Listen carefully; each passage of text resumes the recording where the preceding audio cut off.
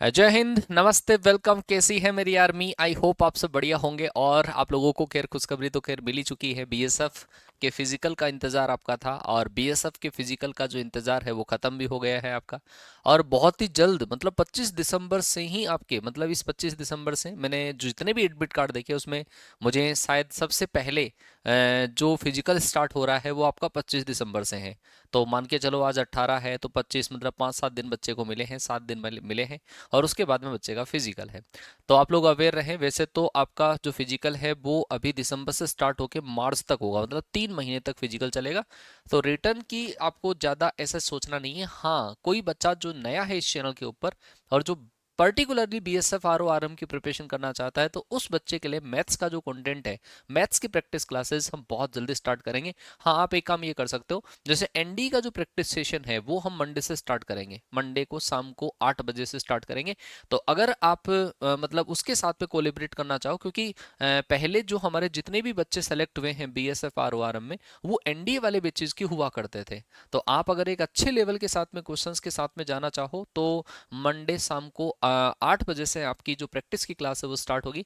और वो alternate days पर होगी, आपको दिन का गैप मिलेगा और टॉपिक आपका क्वाड्रेटिक एंड कॉम्प्लेक्स रहेगा। तो आप उस सेशन के साथ में ज्वाइन कर सकते हैं। तो फिजिकल आपका होता रहा है और फिजिकल को तो बहुत सिंप्लीफाई कर दिया है। अब जो आपका कंपटीशन है वो रिटर्न का है।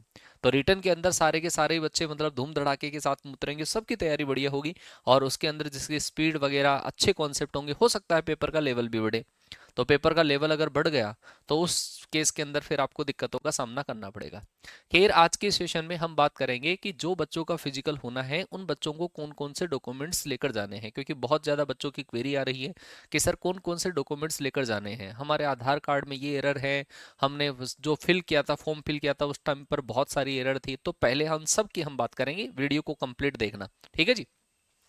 तो सबसे पहली बात तो आपको अभी फिजिकल के अंदर जो रिलैक्सेशन दिया है, पहले का नोटिफिकेशन ये हमने बनाया करते थे और जो नया नोटिफिकेशन जो जारी हुआ कल ही जारी हुआ उसके अकॉर्डिंग जो आपका फिजिकल का जो क्राइटेरिया है वो आपका ये रखा गया है। पहले जो 6.5 मिनट में 1.6 किलोमीटर की रेस थी बॉयज के लिए, वो अब 8 मिनट के अंदर हो गई है, मतलब 2 मिनट 1.5 मिनट का टाइम मिला है ज़्यादा आपको। लॉन्ग जंप जो 11 फीट हुआ करता था उसको 10 फीट कर दिया गया है। और जो हाई जंप 3.6 फीट हुआ करता था उसको 3 फीट, इसको बिल्कुल मेंटेन रखा है, फिक्स रखा है। गर्ल्स के लिए बहुत ज़्यादा रिलैक्सेशन है। 3 फीट जो आपका हाई जंप था उसको 2.5 फीट कर दिया, 2.6 फीट कर दिया है। 9 फीट जो आपका लॉन्ग जंप पहले था उसको 7 फीट कर दिया। बच्चे और गर्ल्स को इनमें ही ज़्यादा सबसे ज़्यादा दिक्कत आ रही थी। रनिंग जो आपकी पहले 4 मिनट में 800 मीटर थी अब उसको 5 मिनट में 800 मीटर कर दिया गया है।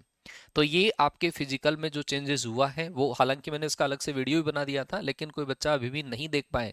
अच्छा, वेट जो है आपका हाइट के प्रोपोर्शन होना चाहिए। कोई बच्चे का क्वेरी था सर वेट क्या होना चाहिए, वेट हाइट के प्रोपोर्शन में होना चाहिए, मतलब आपका बीएमआई 21 से कम होना चाहिए, 21 से 21 से कम होना चाहिए तो वो चल जाएगा। वैसे ही हाइट ये अच्छी ले रहे हैं तो इसका मतलब बीएमआई आपका आ ही जाएगा इतना।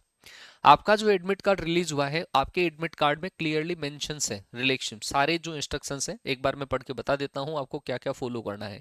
सबसे पहली बात, परीक्षा के पहले चरण में शामिल होने के लिए परीक्षा केंद्र में एडमिशन पाने के लिए फोटो आईडी प्रूफ, आपका आधार कार्ड या फिर वोटर आईडी जिसके ऊपर फोटो मेंशन है ना, वो आपको ले जाना। सबसे बढ़िया रहता है आधार कार्ड। अच्छा, आधार कार्ड में भी जो फॉर्म फिलअप करते टाइम पर आपके आधार कार्ड में आधार कार्ड का नंबर अगर गलत हो गया है कहीं पर फॉर्म फिलअप करते टाइम और अब दोनों में चेंजेस हैं तो उसके लिए आपको एफिडेविट साथ में लेकर जाना है। कहीं से आप कियोस्क से या फिर तहसील से नोटरी करवा कर एक जो आपका एफिडेविट है वो बनवा लें कि हमारे यहाँ पर एरर हो गई थी और ये चीज़ बिल्कुल करेक्ट है, तो फिर आपको एग्जाम में बैठने की अनुमति मिलेगी। ये बहुत कुछ बच्चों का कमेंट आ रहा था, ऐसा बच्चों का क्वेरी यही था कि सर मतलब एरर है, डिफरेंट डिफरेंट है, पिताजी का नाम माताजी का नाम मानते हैं और इतना जल्दी करेक्शन हो भी नहीं पाता, लेकिन आप उनको करेक्शन करा लेना, ठीक है, ताकि बाद में दिक्कत नहीं आए। तो बाई चांस कोई बच्चे के किसी भी में भी दिक्कत है, नाम में, स्पेलिंग में या कोई डेट में अगर कहीं पर एरर है फॉर्म फिलअप करते टाइम पर या फिर आधार कार्ड से मिसमैच हो रहा है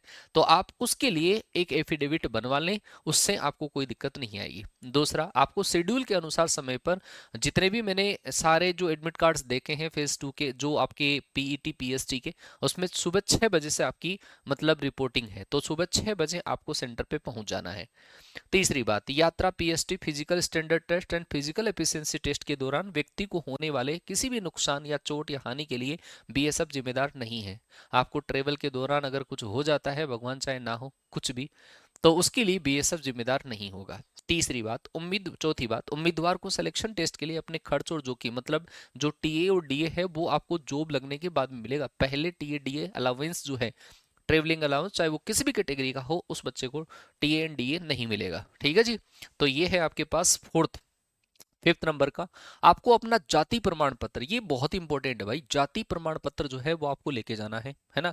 अच्छा, जाति प्रमाण पत्र आपको कौन सा चाहिए होता है? वैसे मैंने आपको उस टाइम पर फॉर्म फिलअप करते टाइम पर बताया था कि इसमें जो आपको जाति प्रमाण पत्र चाहिए शायद सेंटर का चाहिए होता है। आपने अगर मान लो कि कोई भी आपके पास ऐसा मिसमैच हो रहा है, तो आपने फॉर्म फिलअप करते टाइम पर कोई कास्ट सर्टिफिकेट अपलोड किया होगा, वही कास्ट सर्टिफिकेट आप ले जाएं। इमरजेंसी में आपके पास अगर कोई नहीं है तो कोई बात नहीं है, आप जो भी आपके पास है वो ले जाएं। ठीक है, कास्ट सर्टिफिकेट, तो कास्ट सर्टिफिकेट आपको लेके जाना है। अच्छा, कुछ जो गढ़वाली, जो कुछ अलग ट्राइब्स हैं, गढ़वाली, कुमाऊनी, गोरखा, डोगरा, मराठा, सिक्किम, नागालैंड, ये इन सेक्टर्स हैं, जो भी बच्चे आते हैं उन बच्चों को रिलैक्सेशन दिया गया था। किसके अंदर? फिजिकल स्टैंडर्ड टेस्ट पीएसटी के अंदर आपको छूट दिया गया था। और पीएसटी, क्योंकि नोटिफिकेशन में आपका मेंशन था कि आपको पीएसटी के अंदर रिलैक्सेशन मिलेगा, तो आपको रिलैक्सेशन जो है उसके लिए आपको प्रमाण पत्र जो है, अगर आप इंडियन रीजन से आते हैं तो प्रमाण पत्र आपका जो ऑफिशियल नोटिफिकेशन है उसके अंदर मेंशन है वो लेकर आपको जाना है। ठीक है, ये बनवा के आप लेके जाना, तो आपको उसमें रिलैक्सेशन मिलेगा। पीएसटी पीईटी के दौरान किसी भी इवेंट में फेल होने पर सिलेक्शन प्रोसेस में उम्मीदवारी रद्द कर दी जाएगी। वो तो यही है भाई, पीएसटी में पहले रनिंग होगा, फिर आपका मान लो कि हाई जंप होता है, फिर लॉन्ग जंप होता है, किसी भी एक में अगर आप सेलेक्ट नहीं होते हैं तो आप मतलब रिटर्न एग्जाम के लिए एलिजिबल नहीं होंगे, फेज 1 में ही फेल हो जाएंगे। पहले चरण की परीक्षा में शामिल होने के लिए ये ऑनलाइन ई एडमिट कार्ड पूरी तरह से प्रोविजनल है।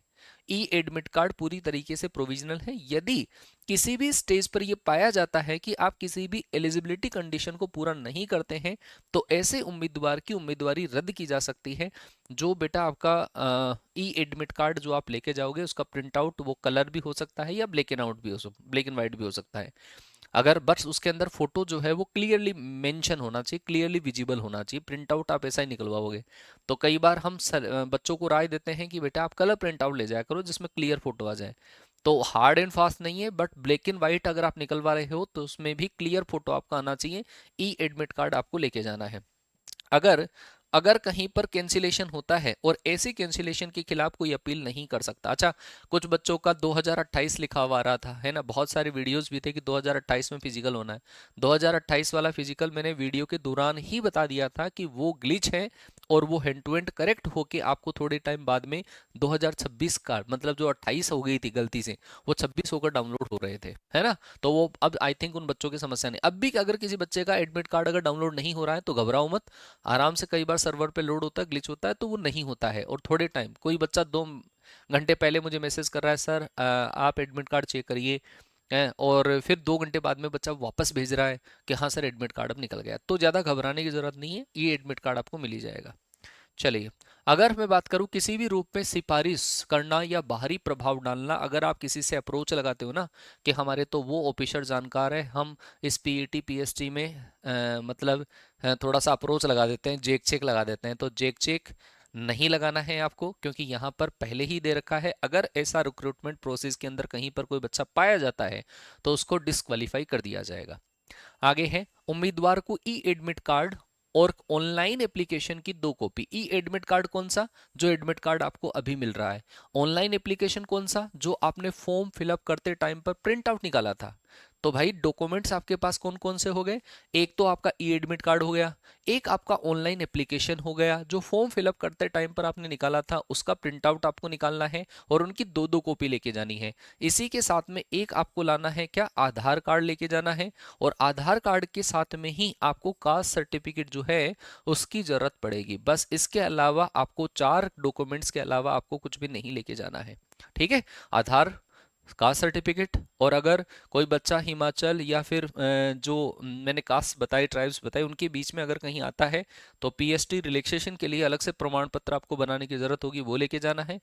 आपको ई एडमिट कार्ड लेके जाना है और जो आपका फेज़ 1 का आया है वो, और आपने फॉर्म भरते टाइम पर जो एप्लीकेशन फॉर्म फिल किया था ये आपको मिल जाता है, जहां पर आप डैशबोर्ड अपने लॉगिन करोगे बीएसएफ की साइट पर, वहीं पर आपको अवेलेबल हो जाता है।